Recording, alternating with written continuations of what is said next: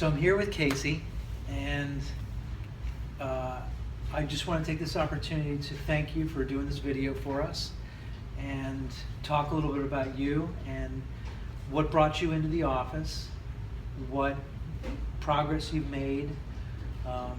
First of all, shout out to you and congratulations for making Major. It's Lieutenant Commander, but she doesn't know the difference. Okay, but that's close enough, right? Absolutely. Lieutenant Commander. Good job. Good job. Okay, so that's cool. That's really cool. So thank you for taking care of our country and helping to do that. It's my pleasure. So tell me a little bit about what brought you into the office initially. Actually, it was a back injury that I got at work. I was moving some stuff around, and I pulled, and when I pulled, I completely lost the use of my legs, and so I just toppled over the top of the desk that I was trying to move. Right.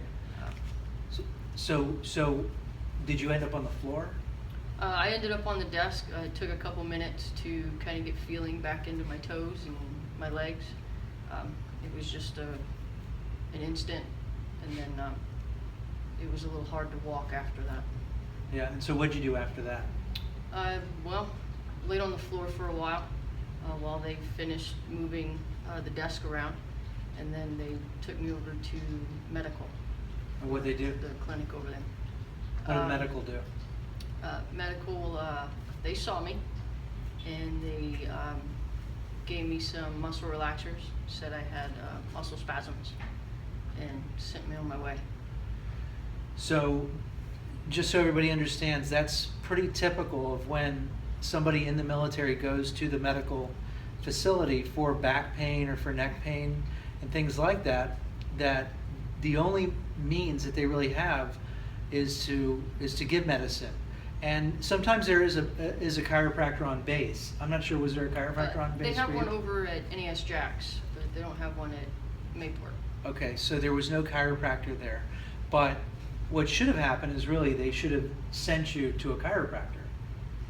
But anyway, that didn't happen. So when you came here, what happened when you came here? Well, I limped in and I walked out. You definitely limped in.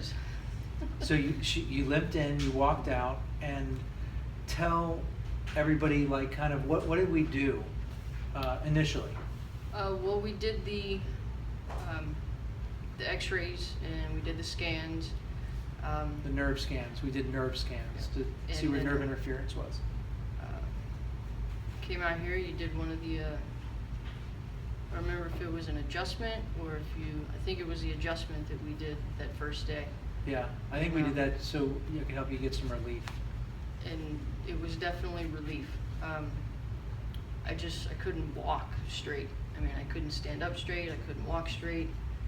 You were limping. It hurt to sit. It hurt to stand. I mean, it was just. Yeah. I was in a tough spot.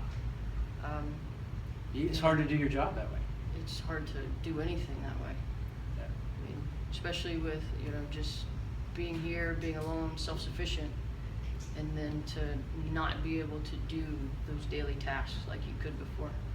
So it was. You definitely provided a little bit of that, gave me that independence back, and I didn't have to rely on anyone anymore.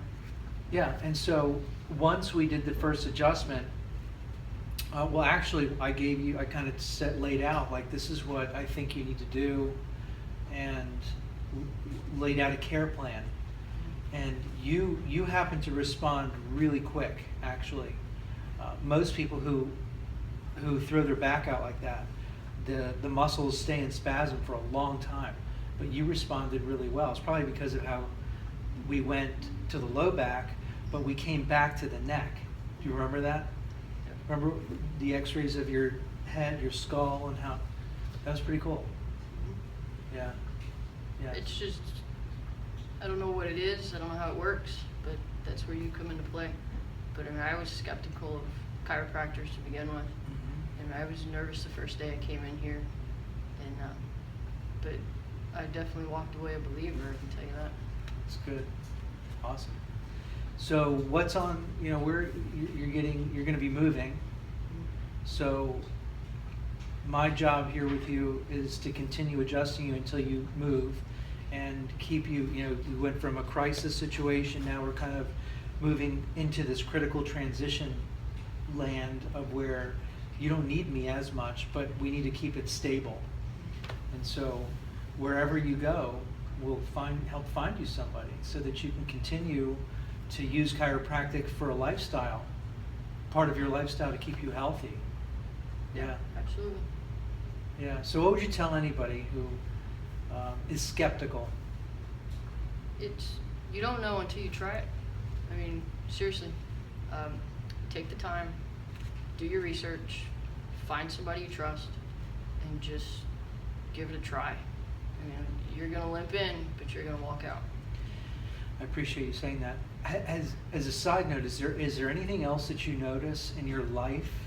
Do you notice any other benefits besides the crisis that you came in for? How chiropractic may be helping you in any other way? One, it made me realize just how fragile, in an instant, things change. And so it kind of makes you, when you have a lot of time to sit around because you can't move, you start thinking a lot. And one, life is fragile. And you need to take care of yourself, or you're going to end up in a position where you're going to have people taking care of you. And if we're trying to live the 100-year lifestyle and we end up 80, 90, 100, that's not something we want. We want to be able to be independent. It was a couple of weeks of asking people to do something for me. As simple as, can you hand me that cup across the table? Yeah. And to have the independence back, and to be able to be working out again, and to trying, yoga and, new things.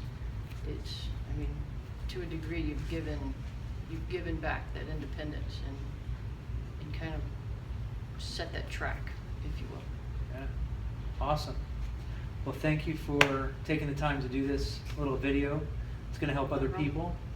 And I look forward to helping you and continuing what we're doing together. Absolutely. You're going to be busy. Get your hands full. Thank you. Thank you.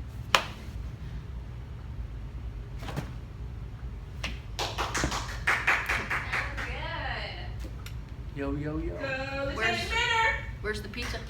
It's on its way. You know what? You know what you should do? We should order one so it's at her house when she gets home.